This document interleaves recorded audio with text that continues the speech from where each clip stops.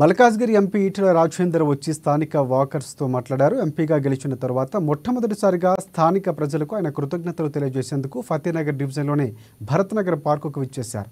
వాకర్స్తో మాట్లాడి వారి సమస్యలను అడిగి తెలుసుకున్నారు ఈటెల. ఈ సందర్భంగా స్థానికంగా ఉన్న సమస్యలు ఆయన దృష్టికి తీసుకువెళ్లగా సానుకూలంగా స్పందించారు ఈటెల. గతంలో మల్కాజ్గిరి ఎంపీగా పనిచేసిన ముఖ్యమంత్రి రేవంత్ రెడ్డి ఇక్కడి సమస్యలు పట్టించుకోలేదని ఈటెల అన్నారు. రాష్ట్రంలో ఎన్నో సమస్యలున్నా గ్రామాల్లో సర్పంచులకు ఫండ్స్ కూడా ఇవ్వలేని స్థితిలో ఉండటం వల్ల అభివృద్ధి కుంటుపడిందని విమర్శించారు.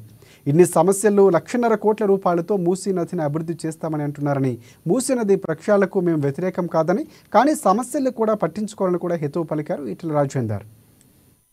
మల్కాజ్గిరి పార్లమెంట్లో గెలిచిన తర్వాత గత 5 నెలలుగా ఢిల్లీలో పార్లమెంటుకు పోయే రోజులు మినహాయిస్తే అన్ని రోజులు నిరంతరంగా ప్రజాక్షేత్రంలో తిరుగుతూ ఉన్నాం. ఎక్కడికి పోయినా కూడా ప్రజల సమస్యల వెలువలు తప్ప ఎక్కడ తృప్తిగా జనం కనబడతలేదు.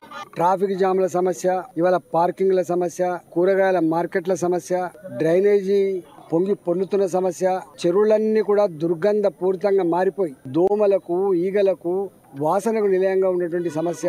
అనేక కాలనీలలో, అనేక బస్తీలలో డెంగ్యూ జ్వరాలు, వైరల్ ఫీవర్తో బాధపడుతున్న సమస్యలు కనపడతా ఉన్నాయి. ఏ ఆఫీసర్కు ఫోన్ చేసినా, ఎవరితో మీటింగ్ పెట్టినా కూడా రూపాయి లేదు అనేటువంటి ఆన్సర్ తప్ప. మరి నేను ఒక ఎంపీగా ప్రజలు ఇచ్చినటువంటి సమస్యల మీద రిప్రజెంటేషన్ ఇస్తే ఏ ఒక్క ఆఫీస్ కూడా ఒక 1 కోటి రూపాయలు 2 కోట్ల రూపాయలు శాంక్షన్ చేసి ఇవాళ ఆ సమస్యను పరిష్కరించే పరిస్థితి లేదు. కాబట్టి ఇవాళ